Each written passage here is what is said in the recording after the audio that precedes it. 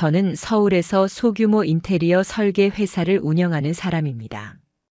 흔히 말하는 대기업은 아니지만 제 손으로 하나씩 쌓아 올린 회사고 거래처도 꽤 있어서 하루하루 바쁘게 지내고 있었죠. 어느새 직원도 8명이 되었고 지방 현장도 자주 나가다 보니 집보다 차 안에서 보내는 시간이 더 많았습니다. 그러다 보니 집안일이나 육아는 아내가 거의 도맡다시피 하고 있었어요. 그에 대한 미안함도 있었고 고맙기도 해서 작년부터는 매달 한 번씩 아내에게 혼자 쉬는 날을 주기로 했습니다.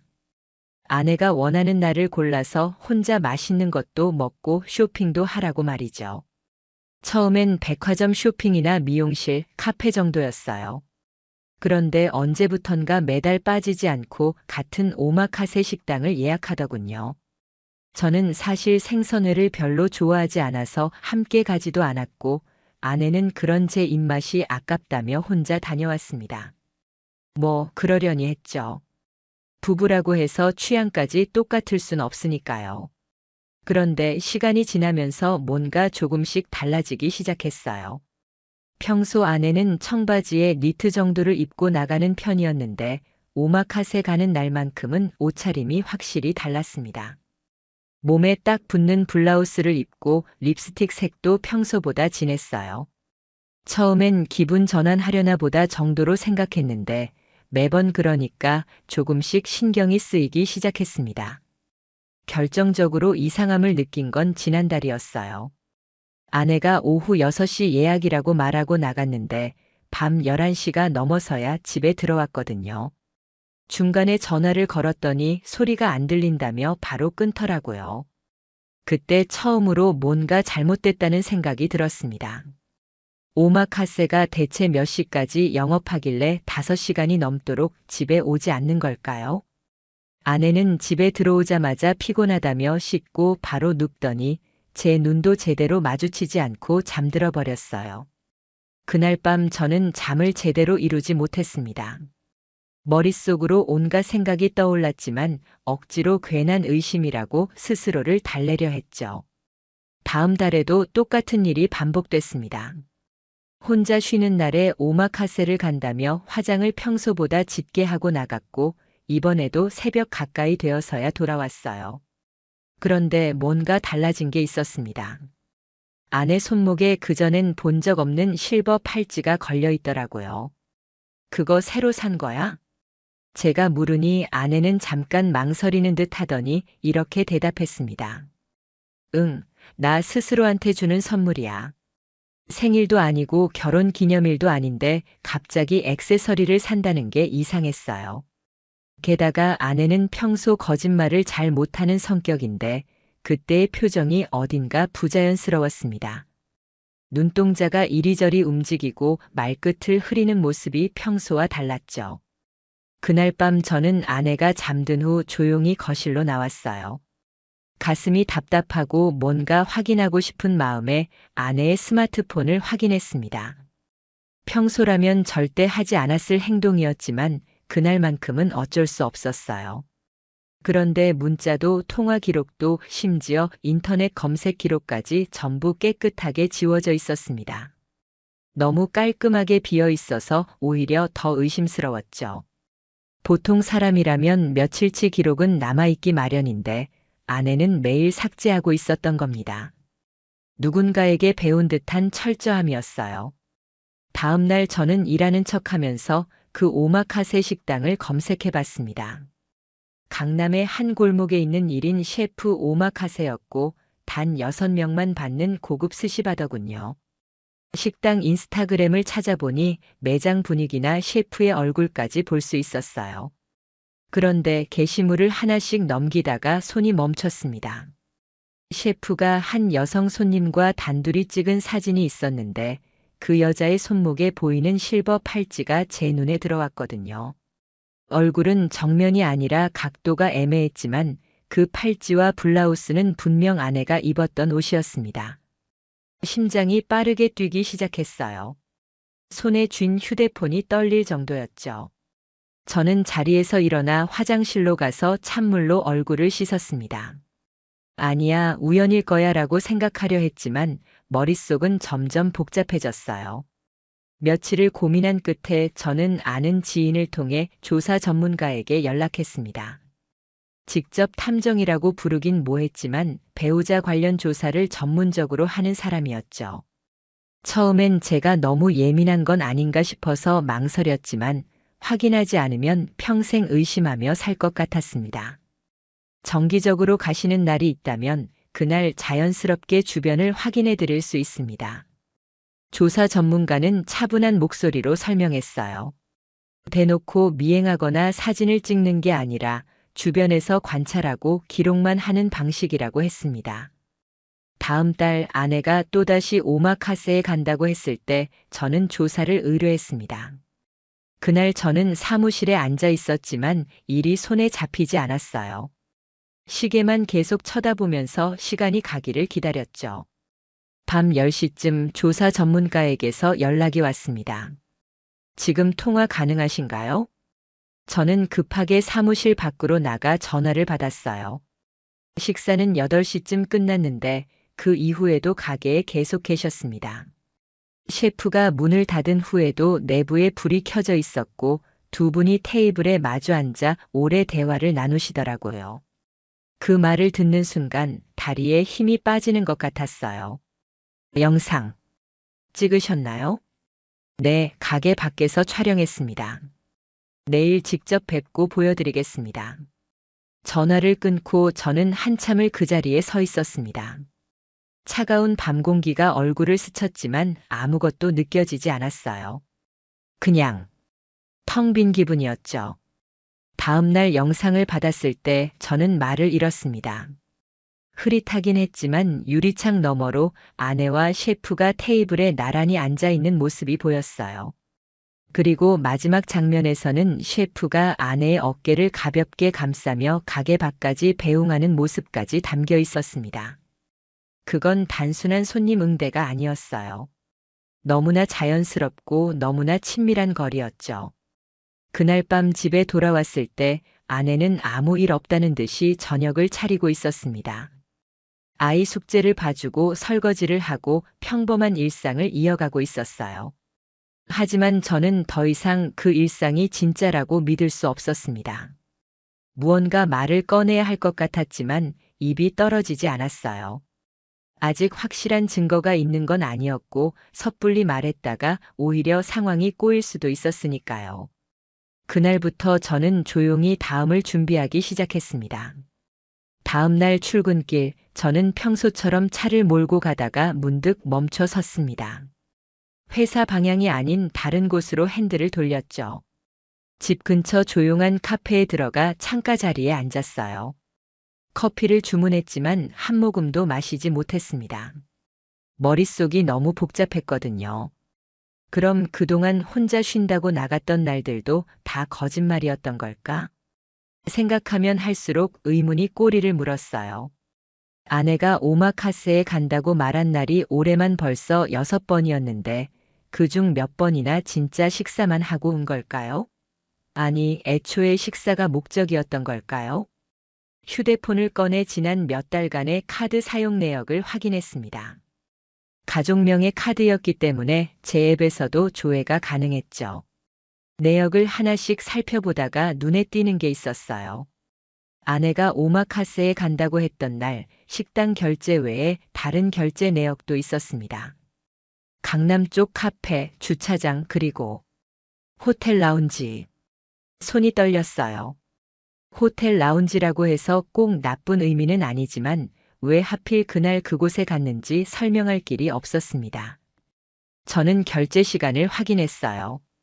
오마카세 결제가 저녁 7시 30분, 그리고 호텔 라운지 결제가 밤 9시 40분.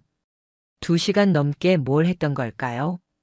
카페에서 나와 회사로 향하는 대신 저는 그 호텔 쪽으로 차를 몰았습니다. 실제로 가본다고 뭐가 달라지는 건 아니었지만 그냥 그 장소를 직접 보고 싶었어요.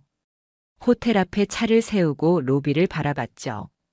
고급스러운 분위기의 비즈니스 호텔이었습니다. 여기서 뭘 했던 거지? 답은 나오지 않았어요. 그저 가슴만 답답할 뿐이었죠. 며칠 후 예정에 없던 일이 생겼습니다. 오랜만에 거래처 현장 소장님과 점심 약속이 잡혔거든요. 평소 친하게 지내던 분이라 편하게 식사를 하고 있었는데 소장님이 갑자기 이런 말을 꺼냈습니다. 그나저나 사모님 요즘 건강하시죠? 네, 괜찮은데요. 왜 그러세요? 아, 그게 지난주에 강남 쪽에서 우연히 뵌 것 같았거든요. 인사하려다가 다른 분이랑 얘기 중이셔서 그냥 지나쳤는데 제 손에 쥔 숟가락이 멈췄어요. 강남이요? 언제쯤이었는데요? 한 2주 전, 토요일 오후였던 것 같은데 작은 갤러리 앞이었어요. 토요일. 저는 그날이 기억났습니다. 아내가 혼자 쉬는 날이라며 나갔던 날이었죠. 그런데 갤러리라니 아내가 미술에 관심이 있다는 얘기는 들어본 적이 없는데 혹시 누구랑 같이 있었나요? 남자분이었던 것 같은데 확실하진 않아요. 멀리서 봐서 소장님은 별 생각 없이 한 말이었겠지만 저는 그 순간부터 밥맛이 뚝 떨어졌습니다. 억지로 식사를 마치고 나와서 바로 그날의 카드 내역을 다시 확인했어요. 역시나 강남 쪽 주차장 결제 내역이 있었고 시간도 소장님이 말한 시간대와 일치했습니다. 그날 저녁 집에 돌아가는 길이 유난히 길게 느껴졌어요. 신호등 앞에 서서 멍하니 앞을 바라보다가 문득 아내의 일상을 떠올렸습니다. 아침에 아이 도시락을 싸고 청소를 하고 저녁을 준비하는 평범한 일상. 그런데 그 일상 뒤에 제가 모르는 다른 얼굴이 숨어 있었던 걸까요? 집에 도착했을 때 아내는 거실에서 TV를 보고 있었어요. 일찍 왔네? 응. 오늘 일이 일찍 끝나서. 평소처럼 대답하고 방으로 들어갔지만 마음은 전혀 평소 같지 않았습니다. 샤워를 하면서도 옷을 갈아입으면서도 머릿속은 복잡했어요. 직접 물어볼까? 하지만 그럴 용기가 나지 않았습니다. 만약 아내가 부인하면 어떡하지? 아니면 화를 내면서 의심한 제가 잘못했다고 하면? 무엇보다 저는 아직 확실한 증거가 없었어요.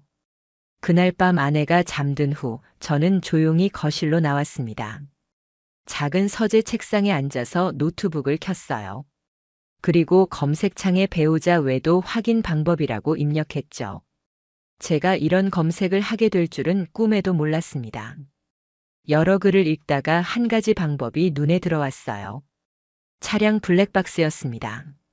저희 차에는 내부 녹음 기능이 있는 블랙박스가 설치되어 있었거든요.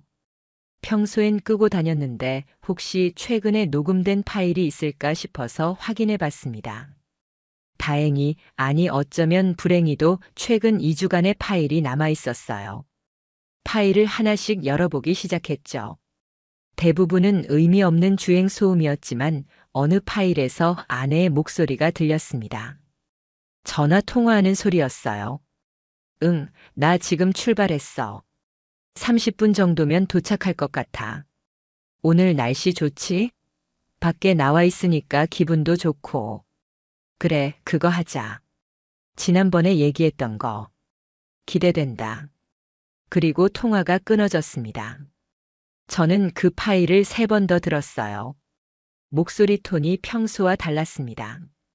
더 밝고 더 들뜬 목소리였죠. 그리고 지난번에 얘기했던 거라는 말이 계속 머릿속을 맴돌았어요. 다른 파일들도 확인했지만 더 이상 특별한 건 없었습니다. 하지만 그 짧은 통화 하나만으로도 충분했어요. 아내는 분명 누군가와 정기적으로 만나고 있었고 저에게는 말하지 않는 무언가를 하고 있었습니다. 다음 날부터 저는 더 신중하게 움직이기로 했어요. 조사 전문가에게 다시 연락해서 추가 조사를 의뢰했습니다. 이번엔 오마카세 식당 주변을 더 자세히 살펴달라고 했죠. 혹시 식당 근처에 다른 장소를 들르는지도 확인해 주실 수 있나요? 네, 가능합니다. 다만 시간이 좀 걸릴 수 있어요. 일주일 정도 지났을 때 조사 전문가에게서 보고가 왔습니다. 식당에서 나온 후 근처 복합문화 공간으로 이동하시더라고요. 거기서 1시간 정도 머물다가 다시 주차장으로 돌아왔습니다. 혼자였나요? 아니요, 셰프로 보이는 남성분과 함께였습니다. 그 말을 듣는 순간 제 안에서 뭔가 무너지는 소리가 들렸어요. 단순히 식당에서 식사만 하는 게 아니었습니다. 식사 후에도 함께 시간을 보내고 있었던 거죠. 사진이나 영상 있나요? 네, 전송해 드리겠습니다. 받은 사진을 보는데 손이 떨렸어요. 흐릿하긴 했지만 아내와 그 남자가 나란히 걷는 모습이 담겨 있었습니다. 거리가 가까웠고 가끔 아내가 웃는 표정도 보였죠. 저는 그날 저녁 일찍 퇴근했습니다. 집에 들어가서 아내에게 조심스럽게 물어봤어요. 요즘 오마카세 자주 가던데 거기 음식이 그렇게 맛있어? 응, 꽤 괜찮더라. 분위기도 좋고 셰프분이랑은 친한가 봐. 그러자 아내의 표정이 살짝 굳었어요. 눈동자가 잠깐 흔들리더니 이내 자연스러운 표정으로 돌아왔습니다. 뭐 단골이니까 얼굴 정도는 아는 사이지. 그 대답이 거짓말이라는 걸 저는 알고 있었어요. 하지만 더 이상 물어볼 수 없었습니다. 아직 결정적인 순간은 아니었으니까요. 그날 밤 저는 처음으로 아내와 같은 침대에 누워있는 게 불편했습니다. 옆에서 규칙적인 숨소리가 들렸지만 그게 낯설게 느껴졌어요. 언제부터 이렇게 된 걸까요? 언제부터 우리 사이에 이런 거리가 생긴 걸까요? 아니, 어쩌면 거리를 만든 건 제가 아니라 아내였는지도 모릅니다. 저는 그저 몰랐을 뿐이고 아내는 이미 오래전부터 다른 곳을 바라보고 있었는지도 모르죠. 다음 날 아침 평소처럼 출근 준비를 하는데 아내가 말했습니다. 다음 주 토요일에 또 나갔다 올게. 그래. 더 이상 묻지 않았어요. 이미 답을 알고 있었으니까요. 그리고 저는 그날을 기다리기로 했습니다. 이번엔 모든 걸 확실하게 확인하기 위해서. 다음 주 토요일이 다가왔습니다. 아내는 평소처럼 준비를 하더니 오후 5시쯤 집을 나섰어요. 저는 30분 후에 조용히 뒤따라 나갔죠. 조사 전문가와는 식당 근처에서 만나기로 했습니다. 오늘은 제가 직접 가까이서 보고 싶습니다. 알겠습니다. 하지만 너무 가까이 가시면 들킬 수 있어요. 식당이 있는 골목 입구 카페에 자리를 잡았습니다. 창가 자리에서 식당 입구가 보였죠. 저녁 6시 30분쯤 아내가 식당 안으로 들어가는 게 보였어요. 이번에도 평소와 다른 옷차림이었습니다. 시간이 느리게 흘렀습니다. 커피 2잔을 마시고 나서도 아내는 나오지 않았어요. 8시, 8시 30분, 9시. 식당 영업이 끝날 시간이 지났는데도 아내는 나오지 않았습니다. 9시 40분쯤 식당 불이 꺼졌어요. 하지만 내부에서 희미한 빛이 새어나왔죠. 조사 전문가가 작은 망원 카메라로 확인하더니 고개를 끄덕였습니다. 안쪽 공간에 불이 켜져 있습니다. 손님들은 다 나갔는데 2분만 계시네요. 1시간이 더 지나서야 식당 문이 열렸습니다. 아내와 셰프가 함께 나왔어요. 셰프가 문을 잠그고 2 사람은 잠시 골목 입구에 서서 이야기를 나눴습니다. 거리가 가까웠고 가끔 아내가 웃는 소리까지 들렸죠. 그 모습을 보는 게 너무 힘들었어요. 가슴이 먹먹하고 숨 쉬는 게 답답했습니다. 하지만 저는 끝까지 지켜봤어요. 다음 날 저는 법률 상담을 받기로 했습니다. 인터넷으로 찾은 가사 전문 변호사 사무실에 전화를 걸었죠. 배우자의 부정행위와 관련된 상담을 받고 싶습니다. 네, 내일 오후 2시에 방문하실 수 있으신가요? 변호사 사무실은 생각보다 조용한 곳에 있었어요. 상담실에 들어가니 40대 정도로 보이는 여성 변호사가 맞아주었습니다. 어떤 상황이신지 차근차근 말씀해 주세요. 저는 지금까지 있었던 일들을 설명했습니다. 오마카세 식당, 늦은 귀가, 블랙박스 녹음, 조사 전문가의 보고까지. 변호사는 진지하게 듣더니 천천히 말했어요. 지금 가지고 계신 자료들은 정황 증거로 볼 수 있습니다. 하지만 법적으로 부정행위를 입증하려면 더 명확한 증거가 필요해요. 어떤 증거를 말씀하시는 건가요? 반복적인 만남의 기록, 대화 내용, 금전 거래 같은 것들이죠. 지금은 단순히 친분 관계라고 주장할 여지가 있습니다. 집으로 돌아오는 길, 저는 많은 생각을 했어요. 더 확실한 증거가 필요하다는 변호사의 말이 계속 머릿속을 맴돌았습니다. 그러던 중 예상치 못한 일이 생겼습니다. 며칠 후 집 앞으로 한 여성이 찾아온 거예요. 처음 보는 얼굴이었지만 어딘가 낯익었습니다. 안녕하세요. 혹시 시간 좀 내주실 수 있으세요? 누구시죠? 저는 그 오마카세 식당에서 일했던 사람입니다. 순간 심장이 빠르게 뛰기 시작했어요. 그리고 근처 카페로 가서 대화를 시작했습니다. 무슨 일로 오셨는지 말씀해 주시겠어요? 그녀는 잠시 망설이더니 입을 열었습니다. 저는 그 가게에서 마케팅을 담당했어요. SNS 관리하고 예약받고 그런 일들을요. 그런데 최근에 이상한 점들을 발견했습니다. 이상한 점이요? 셰프가 특정 손님들한테만 특별하게 대했거든요. 영업 끝나고도 매장에 남아있게 하고 다른 직원들은 일찍 퇴근시키고요. 저는 그게 불편했지만 뭐라고 말할 수 없었어요. 그녀는 가방에서 작은 노트를 꺼냈습니다. 이건 제가 예약을 관리하면서 적어둔 기록이에요. 보시면 특정 손님들의 예약에 표시가 되어 있을 겁니다. 노트를 펼쳐보니 여러 날짜와 이름들이 적혀 있었어요. 그중 몇몇 날짜 옆에는 별표 표시가 있었죠. 그리고 그중 하나가 제 아내의 이니셜이었습니다. 이 표시는 무슨 의미인가요? 특별관리 손님이라는 뜻이에요. 다른 예약은 다 거절하고 그분들만 받는 날이죠. 손에 쥔 노트가 무겁게 느껴졌습니다.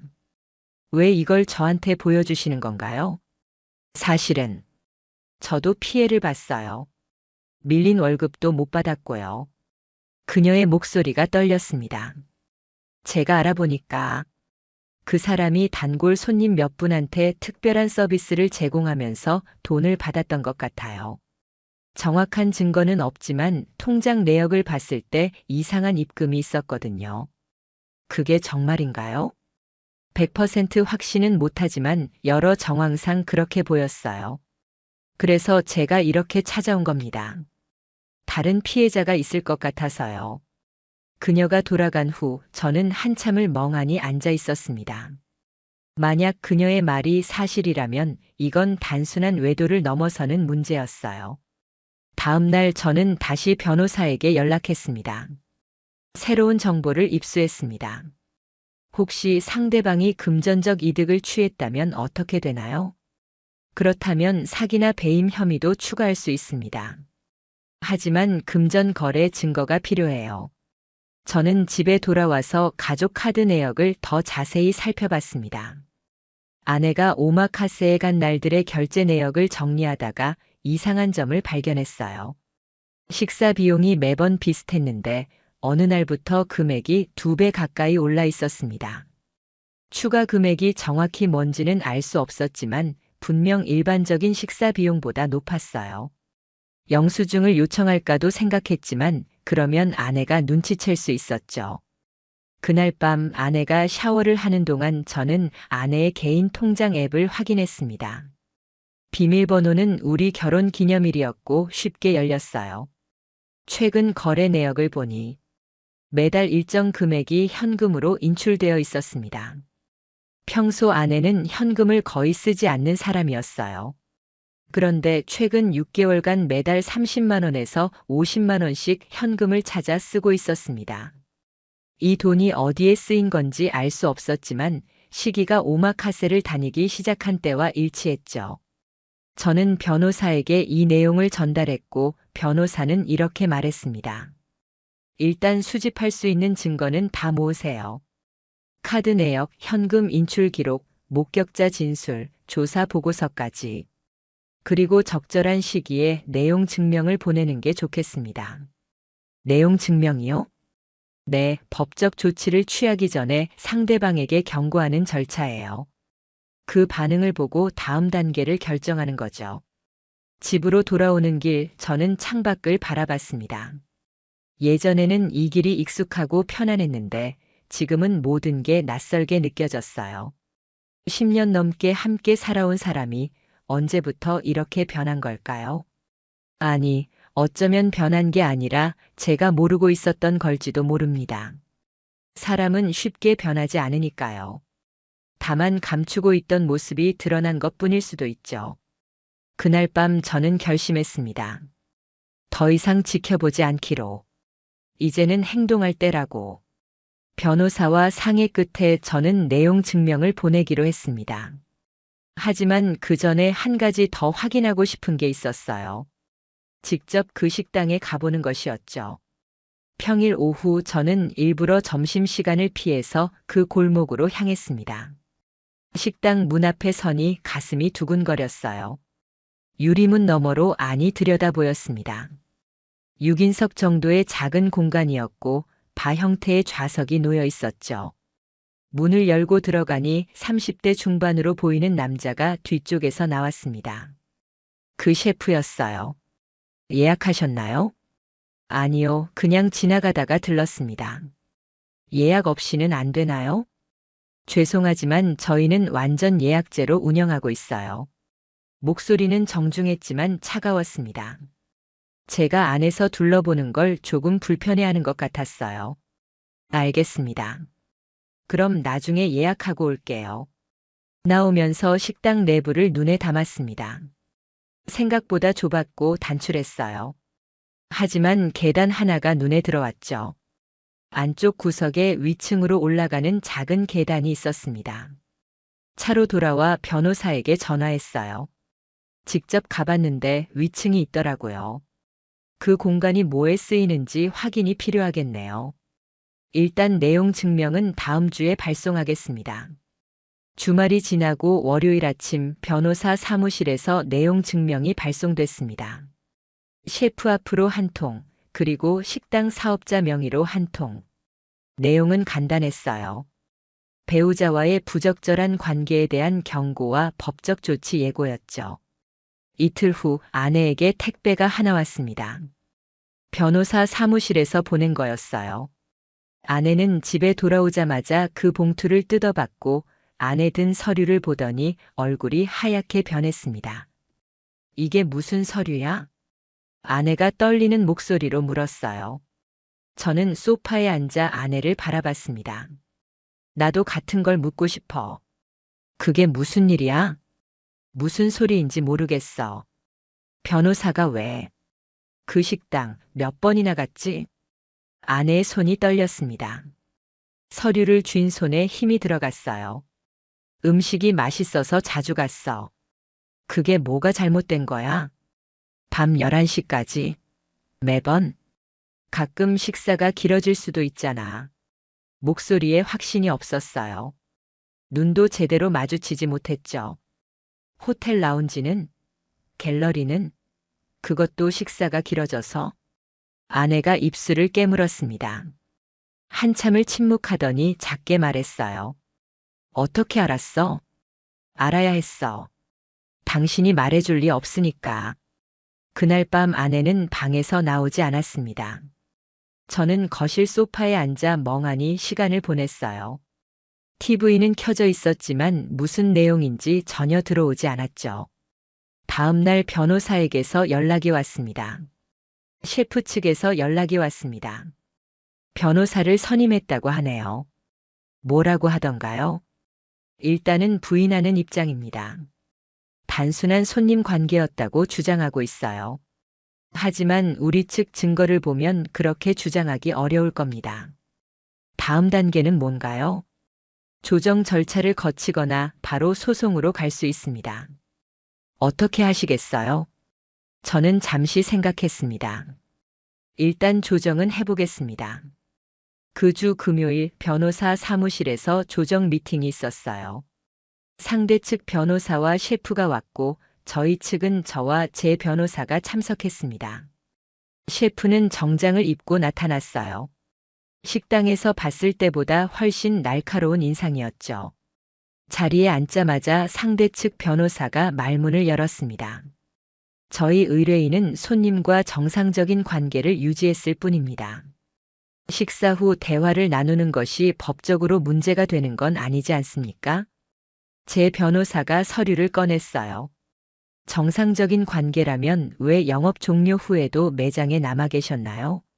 왜 다른 직원들은 퇴근시키고 단둘이 있었나요? 손님이 늦게까지 계시는 걸 거절할 수 없었습니다. 그럼 이건 어떻게 설명하시겠습니까? 변호사가 조사 보고서를 넘겼습니다. 식사 후 함께 다른 곳으로 이동한 기록, 주차장 CCTV 캡처, 그리고 전 직원의 진술서까지. 셰프의 표정이 굳었어요. 상대 측 변호사도 서류를 보더니 잠시 말을 멈췄죠. 이 자료들은 어떻게 확보하신 겁니까? 합법적인 절차를 통해서입니다. 더 필요하시면 법정에서 제출하겠습니다. 회의실에 무거운 침묵이 흘렀습니다. 셰프가 작게 한숨을 쉬더니 상대 변호사에게 뭔가 속삭였어요. 변호사가 고개를 끄덕이고는 말했습니다. 협의를 해보겠습니다. 시간을 좀 주시겠습니까? 조정은 결렬됐습니다. 그들은 어떠한 책임도 인정하지 않았고 저는 더 이상 물러날 생각이 없었어요. 집으로 돌아오는 길 아내에게서 전화가 왔습니다. 지금 어디야? 집에 가는 중. 우리 얘기 좀 하자. 집에 도착하니 아내가 식탁에 앉아 있었어요. 얼굴이 많이 상해 있었습니다. 미안해. 처음으로 나온 말이었어요. 뭐가? 다 미안해. 하지만 당신도 이해해줬으면 해. 뭘 이해하라는 거야? 당신은 늘 바빴잖아. 나는 혼자였어. 애 키우고 집안일하고 당신 뒷바라지하고. 나도 사람이야.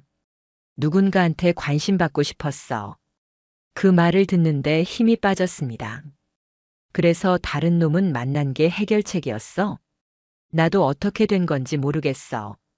처음엔 정말 그냥 맛있는 음식 먹고 대화 나누는 게 좋았어. 그 사람이 내 얘기를 들어줬거든. 들어주는 게 전부야? 그 이상은 없었어? 아내가 고개를 숙였습니다. 대답이 없었어요. 솔직하게 말해. 지금이라도. 한두 번 정도는 선을 넘었어. 하지만 그것뿐이야.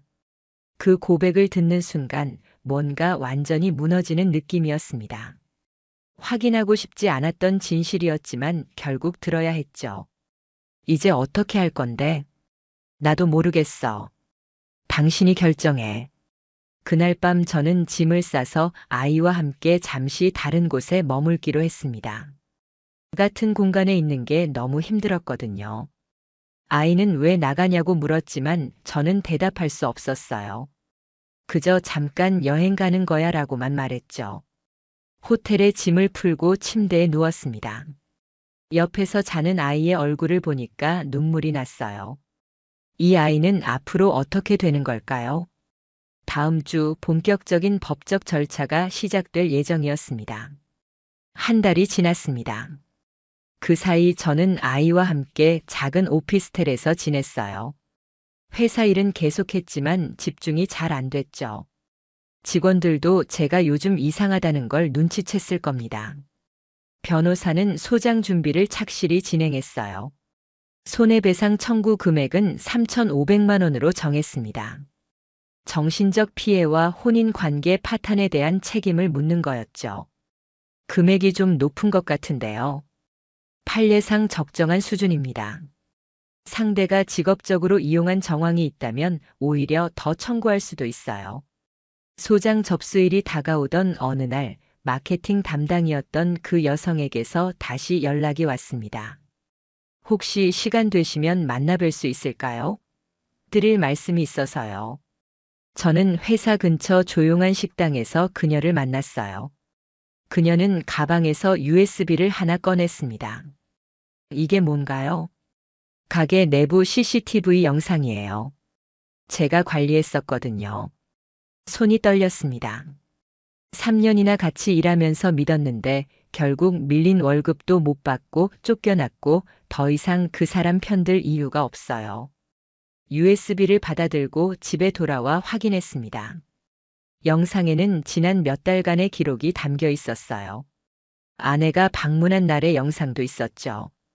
대부분은 일반적인 식사 장면이었지만 영업 종료 후 장면들이 문제였습니다. 손님들이 다 나간 후에도 아내와 셰프는 계속 앉아 있었고 대화를 나누며 웃고 있었어요. 어느 영상에서는 셰프가 아내의 손을 잠깐 잡는 장면도 보였습니다. 변호사에게 즉시 전달했어요. 이 정도면 충분합니다. 친분 관계를 넘어선 것으로 볼 수 있어요. 소장이 접수되고 일주일 후 상대 측에서 갑작스러운 제안이 들어왔습니다. 합의를 하고 싶다고 합니다. 금액을 제시했어요. 얼마인가요? 1,500만 원입니다.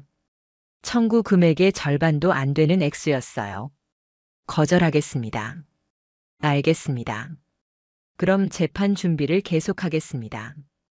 그 무렵 회사에 이상한 소문이 돌기 시작했습니다. 제가 이혼 소송 중이라는 얘기였어요. 누가 퍼뜨린 건지 알 수 없었지만 거래처 사람들까지 조심스럽게 물어보더군요. 요즘 힘드신 것 같던데 괜찮으세요? 네, 괜찮습니다. 거짓말이었어요. 괜찮을 리가 없었죠. 하지만 일을 계속해야 했고 아이를 돌봐야 했습니다. 아이는 가끔 엄마를 찾았어요. 엄마는 언제 와? 조금 있으면 볼 수 있어. 그때마다 가슴이 찢어지는 것 같았습니다. 이 아이한테 뭐라고 설명해야 할까요? 엄마가 다른 남자를 만나서 이렇게 됐다고 말할 순 없었어요. 재판 첫 기일이 잡혔습니다. 법원에 가는 날 아침 거울을 보니 많이 야위어 있었어요. 한 달 사이에 살이 꽤 빠진 것 같았죠. 법정에 들어서니 상대 측 변호사와 셰프가 이미 앉아 있었습니다. 셰프는 저를 쳐다보지도 않았어요. 고개를 숙이고 가만히 앉아 있더군요. 재판은 생각보다 담담하게 진행됐습니다. 양측 변호사가 서류를 제출하고 재판부가 몇 가지 질문을 했죠. 피고 측, 원고 배우자와의 관계가 어떠했는지 진술해 주시기 바랍니다. 셰프가 일어나 말했어요. 단골 손님이었습니다. 친절하게 대했을 뿐입니다. 영업 종료 후에도 매장에 남아 계셨던 이유는 무엇입니까? 손님이 대화를 원하셔서 거절하기 어려웠습니다. CCTV 영상을 보면 상당히 친밀해 보이는데 이에 대해 어떻게 생각하십니까? 셰프가 대답을 못했어요. 변호사가 대신 말했습니다. 영상만으로는 관계의 성격을 단정할 수 없습니다. 재판부가 고개를 끄덕이더니 다음 기일을 잡았습니다. 법원을 나오는데 뒤에서 누가 불렀어요. 돌아보니 셰프였습니다. 잠깐 얘기 좀. 할 말 없습니다. 제발 제 입장도 들어주세요. 당신 입장이 뭔데요? 저도. 어쩌다 이렇게 된 건지 모르겠어요. 처음엔 정말 그냥 손님이었고 대화가 잘 통해서 친해진 거였어요. 그래서요. 미안합니다. 진심으로 사과드립니다.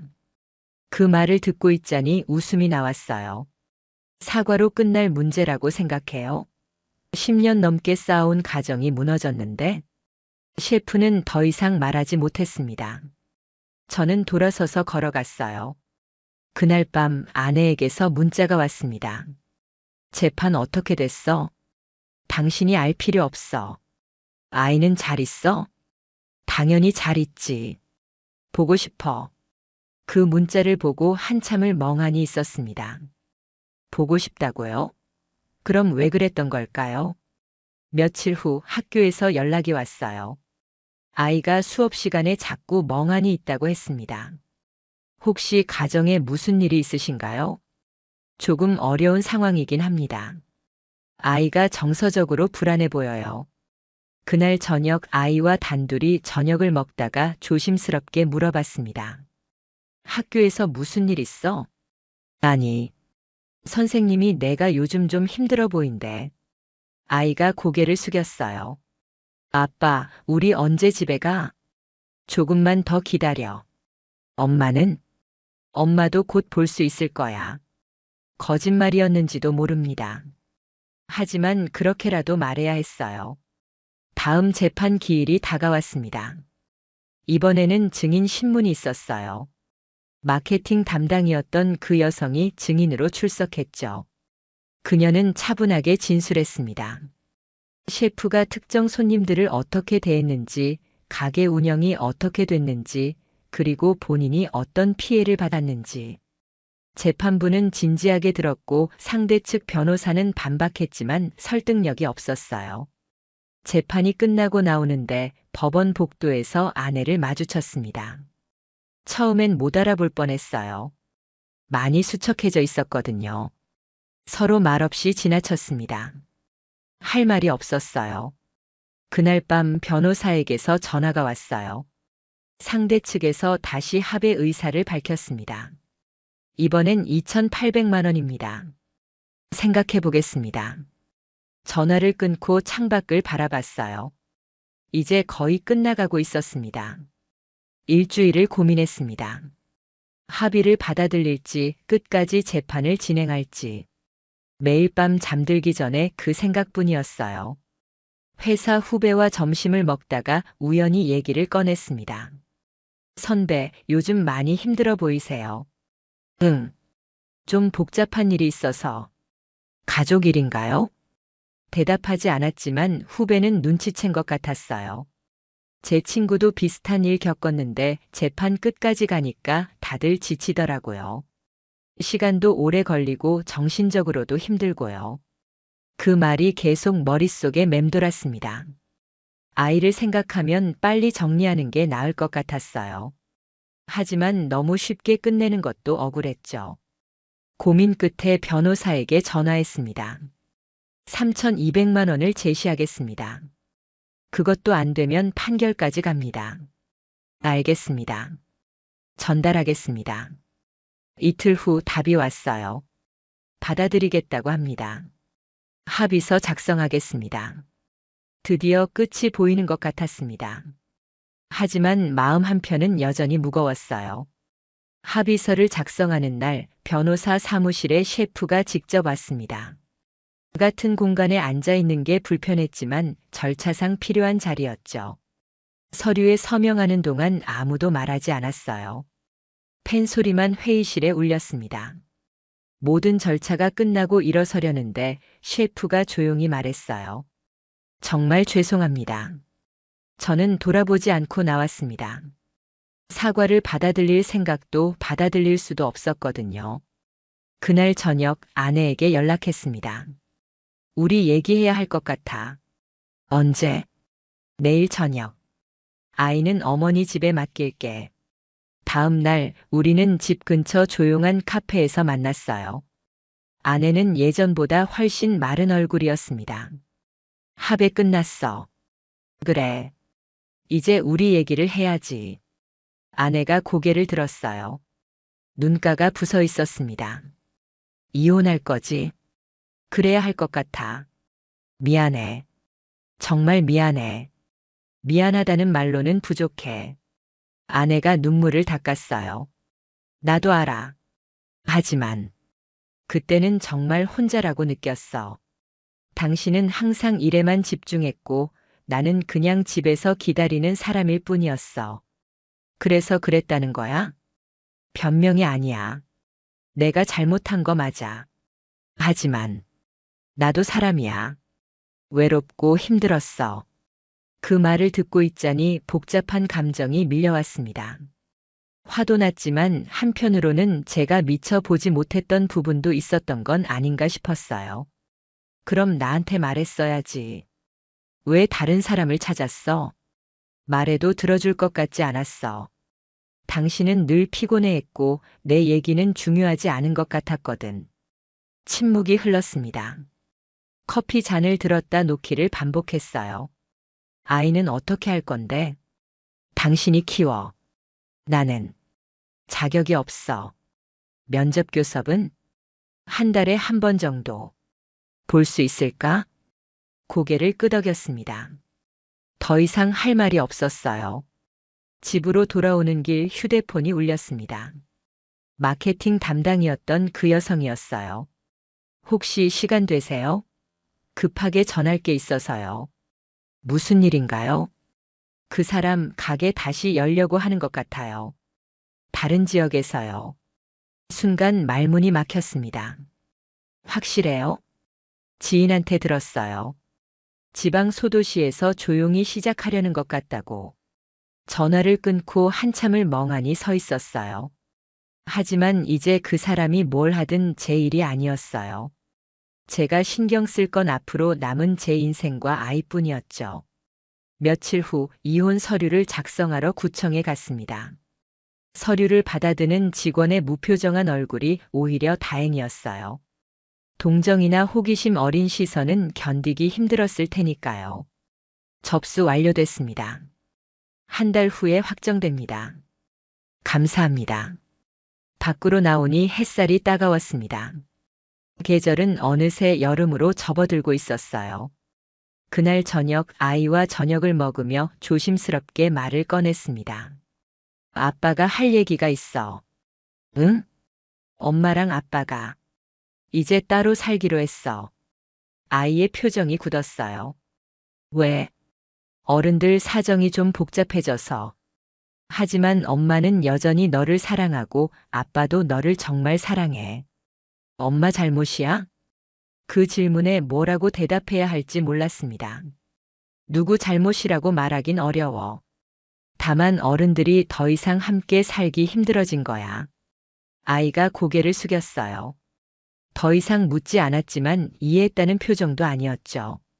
한 달이 지났습니다. 이혼이 확정됐고 아이의 양육권은 제게 왔어요. 아내는 한 달에 한 번 면접 교섭 권리를 받았습니다. 첫 면접 교섭 날 아내가 아이를 데리러 왔어요. 오랜만에 보는 아내는 예전보다 많이 달라져 있었습니다. 머리를 짧게 자르고 화장기 없는 얼굴이었죠. 잘 지냈어? 응.